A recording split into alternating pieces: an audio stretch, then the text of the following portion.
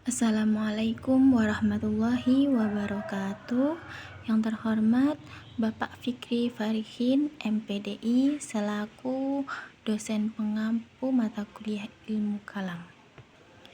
Perkenalkan, nama saya Uswatun Hasanah dari Fakultas Tarbiyah dan Prodi PIAUD. Pada video kali ini, saya akan membahas tentang perbandingan antar aliran teologi, tentang pelaku dosa besar, konsep iman, konsep kufur, perkembangan pemikiran Islam pada masa klasik, tidak terlepas dari munculnya berbagai aliran atau mazhab dalam bidang teologi ilmu kalam. Perbedaan pandangan tersebut terlihat jelas dalam masalah-masalah pokok seperti masalah politik, status orang yang berbuat dosa besar, definisi iman, serta hubungan antara kehendak Tuhan dan kebebasan manusia. Konflik ini memicu perpecahan menjadi berbagai kelompok seperti Khawarij dan Syiah. Beberapa aliran yang terkenal pada masa klasik antara lain Khawarij, Murji'ah, Mu'tazilah, Asy'ariyah, dan Maturidiyah. Adapun pelaku dosa besar menurut antar aliran teologi yaitu yang pertama menurut Khawarij. Khawarij merupakan kelompok teologis Islam paling awal yang muncul pada pertengahan abad pertama Hijriah, tepatnya setelah peristiwa Tahrim antara Ali bin Abi Thalib dan Muawiyah bin Abi Sufyan pada tahun 37 Hijriah atau 657 Masehi. Kemunculan mereka menandai babak baru dalam sejarah pemikiran teologis Islam, khususnya dalam perdebatan tentang status pelaku dosa besar. Ciri yang menonjol dalam aliran Khawarij adalah watak ekstremitas dalam memutuskan persoalan-persoalan kalam. Tidak mengherankan kalau aliran ini memiliki pandangan ekstrim pula tentang pelaku dosa besar dan penetapan siapa yang kafir dan beriman. Mereka yang melakukan dosa besar secara otomatis dianggap sebagai orang kafir. Khawarij berpendapat bahwa pelaku dosa besar telah keluar dari Islam dan dihukumi kafir. Jika seseorang melakukan dosa besar dan mati tanpa bertaubat, maka ia kekal di neraka. Kemudian ada Murji'ah. Dalam perspektif Murji'ah, orang Islam yang berbuat dosa besar tidaklah menjadi kafir, melainkan tetap mukmin. Persoalan dosa besarnya diserahkan kepada Tuhan dalam keputusannya kelak di hari perhitungan. Kalaulah dosa besarnya itu diampuni Tuhan, maka jelas ia akan masuk surga. Akan tetapi misalnya tidak diampuni Tuhan, maka harapan bagi orang atau pelaku dosa besar untuk diberi ampun oleh Tuhan sehingga seterusnya dapat masuk surga. Ada pula Mu'tazilah. Munculnya aliran Mu'tazilah, kancah pemikiran teologi Islam juga berkaitan dengan status pelaku dosa besar. Apakah masih beriman atau telah menjadi kafir? Yang membedakannya, Khawarij mengkafirkan pelaku dosa besar, sedangkan Murji'ah cenderung menunda dan diserahkan pada yaumil hisab. Mu'tazilah tidak menentukan status dan predikat yang pasti bagi pelaku dosa besar. Apakah tetap mukmin atau telah kafir? Mereka menyebut dalam paham mereka al-manzilah bain al-manzilatain, yakni bukan mukmin dan bukan kafir, melainkan fasik. Jika tidak bertaubat, mereka akan disiksa di neraka selama-lamanya. Mereka menegaskan bahwa Tuhan wajib memberikan pahala kepada yang berbuat baik dan menyiksa yang berbuat buruk. Pelaku dosa besar disiksa karena keadilan Tuhan, bukan karena mereka kafir. Kemudian ada Ahlu Sunnah wal Jamaah.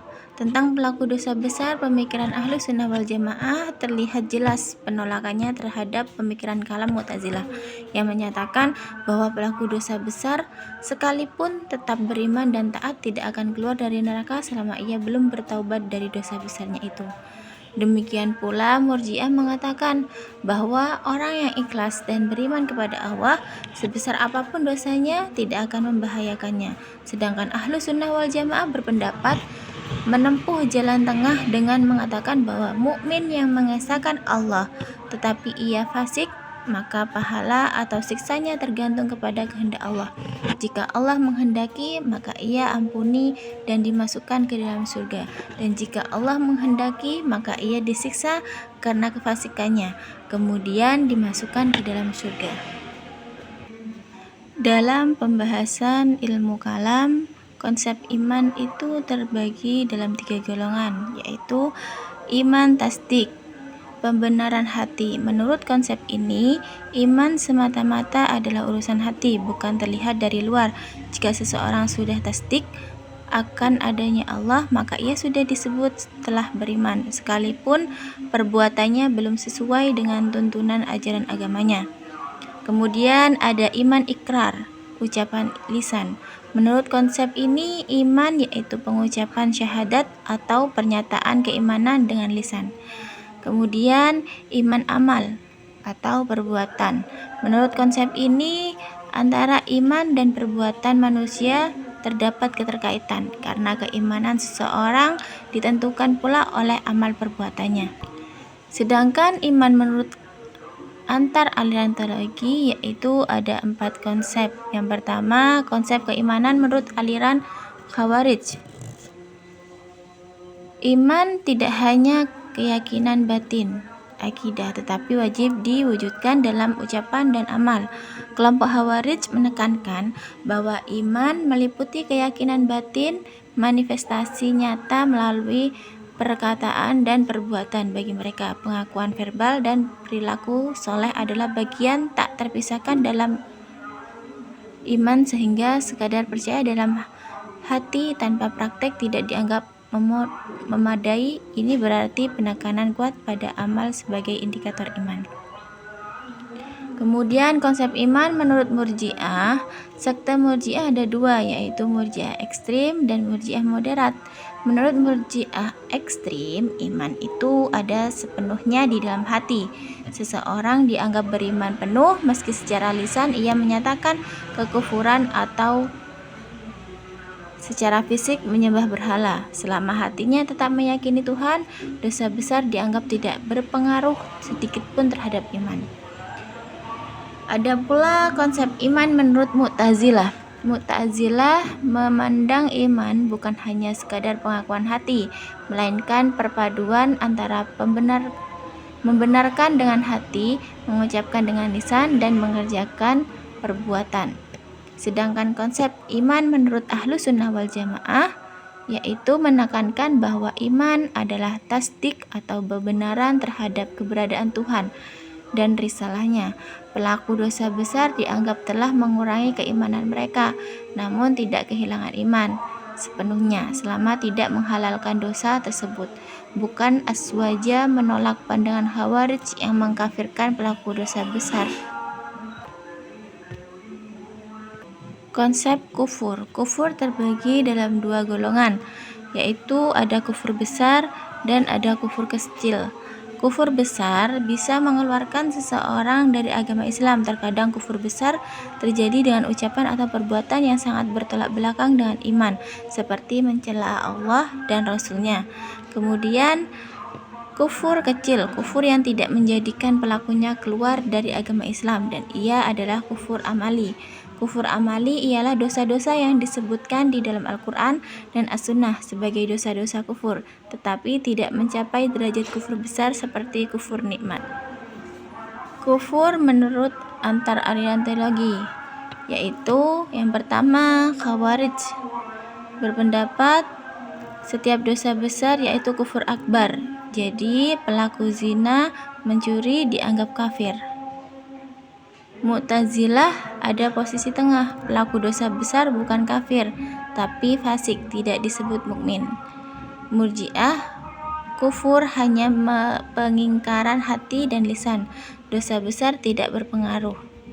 Ahlus Sunnah, kufur hanya terjadi kalau ada pengingkaran, pendustaan, atau perbuatan yang jelas menunjukkan pada pengingkaran. Dosa besar tetap dosa, tidak otomatis kufur. Perbedaan pandangan antar aliran teologi klasik dalam membahas pelaku dosa besar, konsep iman, dan konsep kufur pada dasarnya bersumber dari perbedaan dalam menentukan kedudukan amal terhadap iman, sifat iman, serta batasan yang menyebabkan seseorang keluar dari Islam. Perbedaan dalam kedudukan amal terhadap iman. Aliran Khawarij, Mu'tazilah, dan Ahlus Sunnah wal Jamaah sepakat bahwa amal perbuatan merupakan bagian dari iman. Menurut mereka, iman tidak dapat dipisahkan dari amal lahiriah, sehingga ketaatan akan memperkuat iman dan kemaksiatan akan melemahkannya. Namun, Khawarij dan Mu'tazilah memandang bahwa hilangnya amal akibat dosa besar menyebabkan hilangnya iman secara keseluruhan. Berbeda dengan itu, aliran Murji'ah memisahkan amal dari iman. Bagi Murji'ah, iman hanya terbatas pada pembenaran hati dan pengakuan lisan, sedangkan amal perbuatan tidak termasuk dalam definisi iman. Konsekuensinya, perbuatan maksiat sebesar apapun tidak akan mengurangi atau menghilangkan iman seseorang selama hatinya masih membenarkan ajaran Islam. Perbedaan dalam memahami sifat iman. Ahlus Sunnah wal Jamaah berpendapat bahwa iman bersifat dinamis, dapat bertambah dengan ketaatan dan berkurang dengan kemaksiatan.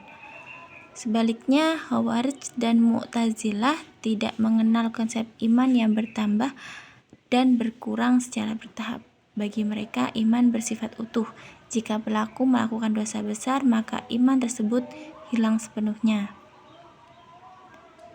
Sementara itu, Murji'ah memandang iman bersifat statis, tidak mengalami pertambahan maupun pengurangan. Iman seseorang tetap sempurna selama ia masih berikrar dengan lisannya dan membenarkannya dengan hatinya. Perbedaan dalam menetapkan status hukum pelaku dosa besar. Khawarij menetapkan pelaku dosa besar telah keluar dari Islam dan menjadi kafir, sehingga kekal di neraka apabila mati tanpa bertaubat. Sedangkan Mu'tazilah mengambil posisi tengah dengan menyatakan bahwa pelaku dosa besar berada pada posisi al-manzilah bainal manzilatain, yaitu bukan mukmin dan bukan kafir, yang disebut fasik. Jika mati tanpa taubat, ia juga kekal di neraka. Sedangkan Murji'ah menetapkan bahwa pelaku dosa besar tetap berstatus mukmin yang sempurna, karena dosa besar tidak berpengaruh terhadap keimanan. Adapun Ahlus Sunnah wal Jamaah menetapkan bahwa pelaku dosa besar tetap berstatus mukmin, namun imannya berkurang sesuai kadar dosa yang dilakukannya. Kemudian perbedaan dalam batasan konsep kufur. Khawarij memandang bahwa setiap dosa besar merupakan bentuk kufur akbar yang mengeluarkan pelakunya dari Islam. Kalau Mu'tazilah itu membagi manusia menjadi 3 kategori, yaitu mukmin, kafir, dan fasik, sehingga kufur tidak hanya berlaku bagi pengingkaran keyakinan. Sementara Murji'ah dan Ahlus Sunnah wal Jamaah membatasi kufur pada pengingkaran hati, ucapan, atau perbuatan yang secara jelas menunjukkan pendustaan terhadap agama. Kesimpulannya yaitu terdapat keterkaitan yang erat dan saling memengaruhi antara ketiga topik tersebut, di mana perbuatan dosa besar akan dinilai dan dipahami berdasarkan kerangka pengertian iman dan kafir yang telah disusun, sehingga perdebatan mengenai apakah pelaku dosa besar masih beriman atau tidak dapat dipisahkan dari definisi iman yang dianut oleh setiap aliran. Dan begitu pula pemahaman tentang apa yang menyebabkan seseorang dikatakan kafir akan memengaruhi cara memandang perbuatan dan status orang yang melanggar ajaran agama. Sekian pembahasan materi kali ini. Sampai jumpa dengan video selanjutnya. Wassalamualaikum warahmatullahi wabarakatuh.